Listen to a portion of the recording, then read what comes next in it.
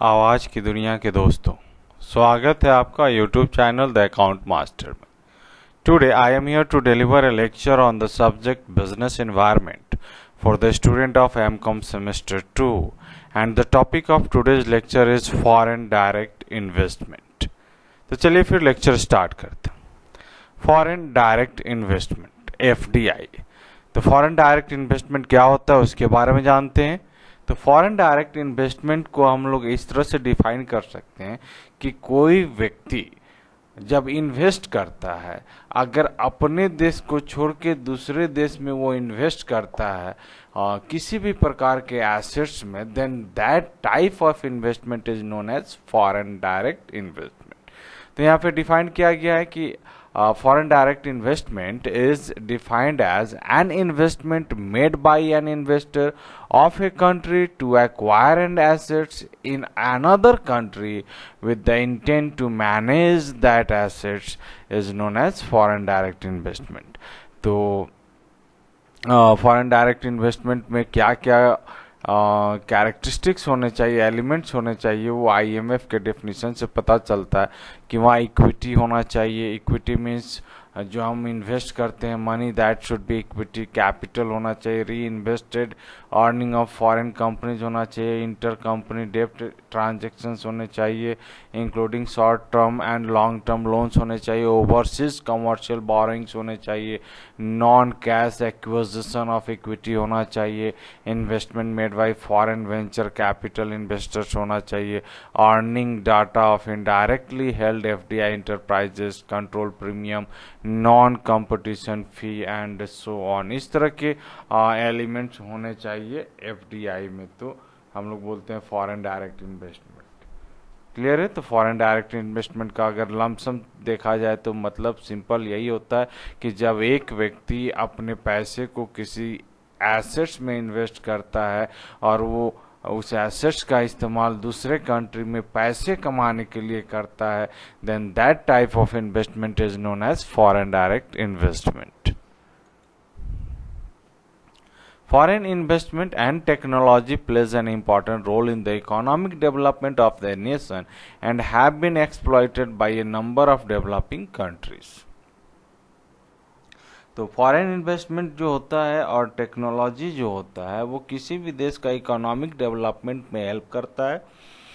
और ये बेसिकली देखा जाए तो वैसे कंट्रीज़ के लोग आते हैं, मीन्स जहाँ पे डेवलप्ड इकोनॉमी है वैसे लोग डेवलपिंग कंट्रीज़ में आ करके फॉरेन इन्वेस्टमेंट करते हैं और मैक्सिमम प्रॉफिट अर्न करते हैं। Even the communist countries like China have welcomed foreign investment to improve their economy. Government of developing nations are attracting FDI along with the technology and management skill that accompany with। तो जो developing nation है वो FDI को attract करते हैं ताकि FDI के साथ साथ टेक्नोलॉजी भी आएगा और मैनेजरियल स्किल भी आएगा, जिससे बिजनेस ऑर्गेनाइजेशन या इकोनॉमिक एक्टिविटी स्मूथली रन होगा और मैक्सिमम प्रॉफिट अर्न होगा। To attract multinational companies, government offering tax holidays, import duty exemptions, subsidized land, power and many other incentives। तो सरकार बहुत सारा इंसेंटिव्स देती है ताकि मल्टीनेशनल कंपनी इंडिया में आ सके और अपना जो इक्विटी है, कैपिटल है, वो इंडिया में FDI के तौर पे इन्वेस्ट कर सके। FDI are suppose to bring many benefit to the economy. They contribute to GDP, capital formation, balance of payment, generate employment। Determinant of FDI liberalization is not the sole reason to attract FDI. There are many other determinants of FDI. India में lagging there। तो बहुत सारे sources हैं FDI को लाने के लिए। ऐसा नहीं कि liberalization is the only one, there are many sources of FDI।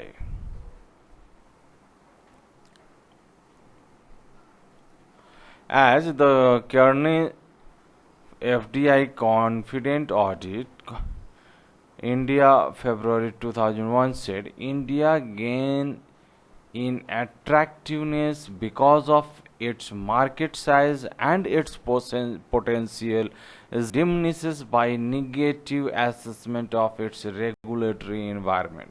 तो रेगुलेटरी इन्वायरमेंट मीन्स जो हम लोग देखते हैं रूल्स एंड रेगुलेशन से रिलेटेड जो है लीगल इन्वायरमेंट, तो लीगल इन्वायरमेंट में जो असेसमेंट होता है उस असेसमेंट को निगेटिवली डिमिनिश करके हम क्या करते हैं कि फॉरेन इन्वेस्टमेंट को अट्रैक्ट करते हैं.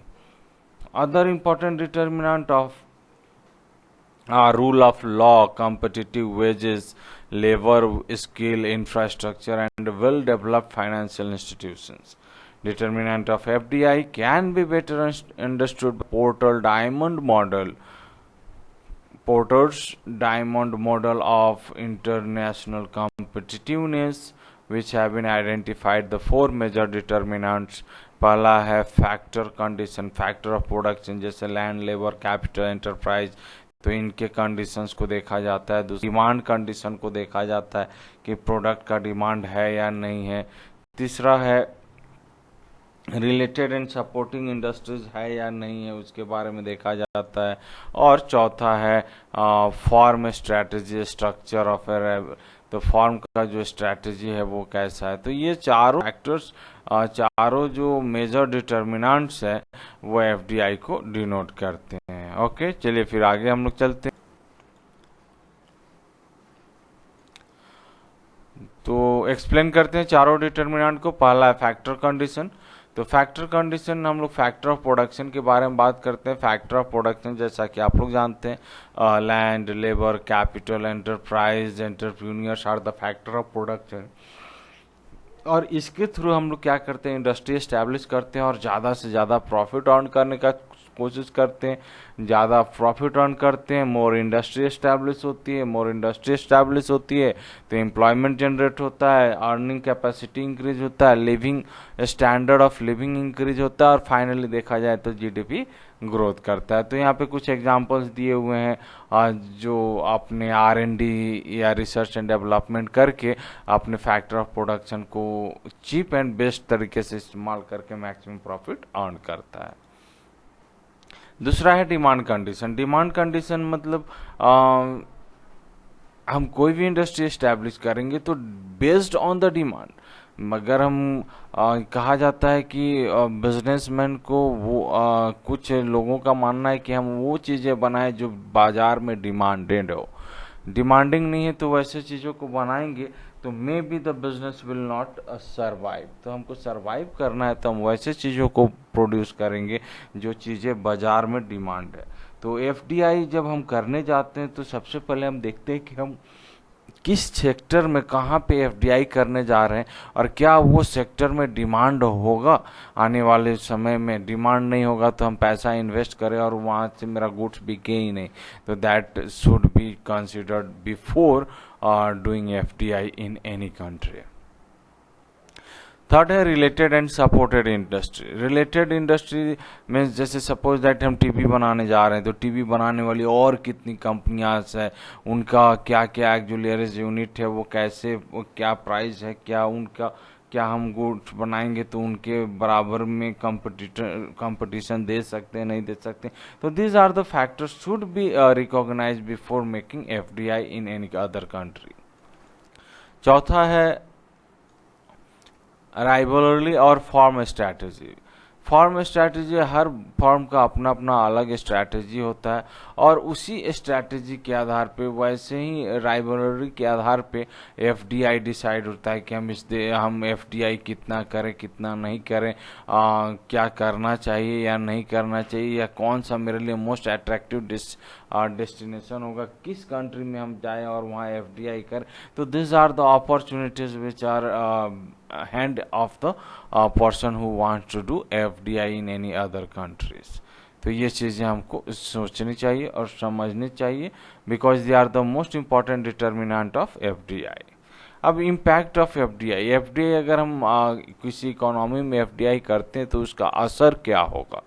तो देखा जाए तो सबसे पहला असर होगा कि जो इकोनॉमी है वो सोशली और इकोनॉमिकली, मतलब जो देश है वो सोशली और इकोनॉमिकली ग्रो करेगा।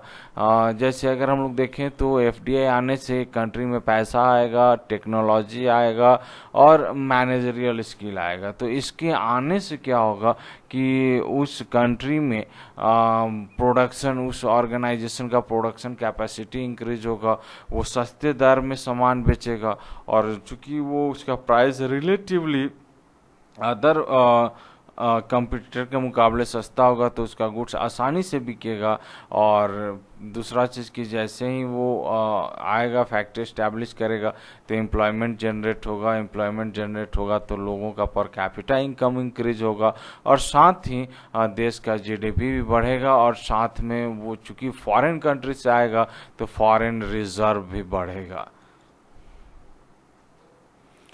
लोकल इंडस्ट्रीज पे इसका क्या असर होगा, एफडीआई का लोकल इंडस्ट्री पे क्या इसका एफडीआई का क्या इम्पैक्ट होगा उसको देखते हैं।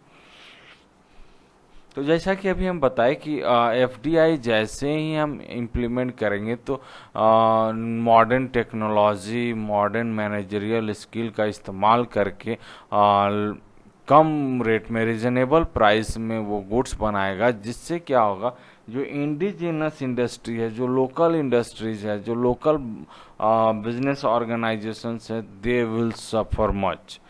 क्योंकि लोकल ऑर्गेनाइजेशन होंगे तो उनका प्रोडक्शन टेक्निक हो सकता है कि ट्रेडिशनल हो या सेमी ऑटोमेटिक हो या technologically they are backward.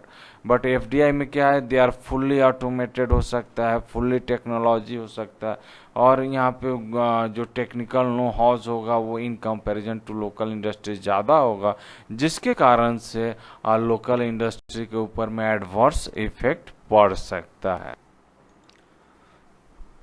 Next है इम्पैक्ट ऑन एम्प्लॉयमेंट। एम्प्लॉयमेंट पे क्या इम्पैक्ट होगा, तो कोई भी व्यक्ति कहीं से भी आके नया इंडस्ट्री अगर इस्टेब्लिश करता है तो ऑब्वियस है कि इंडस्ट्री में काम करने के लिए वर्कर्स चाहिए, चाहे वो मैनेजरियल हो, नॉन मैनेजरियल हो।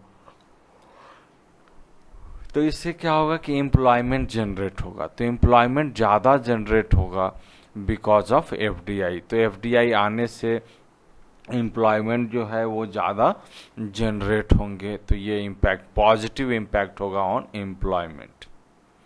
कंज्यूमर पे क्या होगा, तो कंज्यूमर को सामान सस्ते में मिलेगा, कंज्यूमर को सामान सस्ते में मिलेगा, कंज्यूमर को टेक्नोलॉजिकली बेस्ट प्रोडक्ट उसको मिलेगा।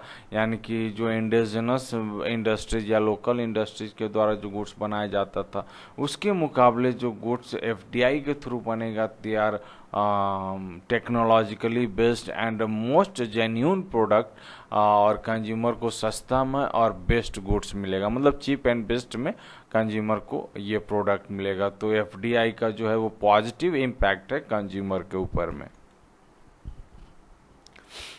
और beside of this there is a macro economic impact on the contribution of GDP. GDP के ऊपर में भी इसका इम्पैक्ट होगा, यानी कि जैसे ही हम एफडीआई करेंगे इकोनॉमी ग्रो करेगा, इकोनॉमी ग्रो करेगा, लोगों का लिविंग स्टैंडर्ड इंक्रीज होगा, अर्निंग कैपेसिटी इंक्रीज होगा, सरकार का टैक्स अर्निंग कैपेसिटी इंक्रीज होगा, तो ऑटोमेटिकली देखा जाए तो देश का जीडीपी भी धीरे धीरे ग्रो करेगा और FDI direct helps to increase the GDP of the country. I hope this lecture clears all doubt about the foreign direct investment. Thanking you. Be happy and make someone happy. Have a great day. Thank you.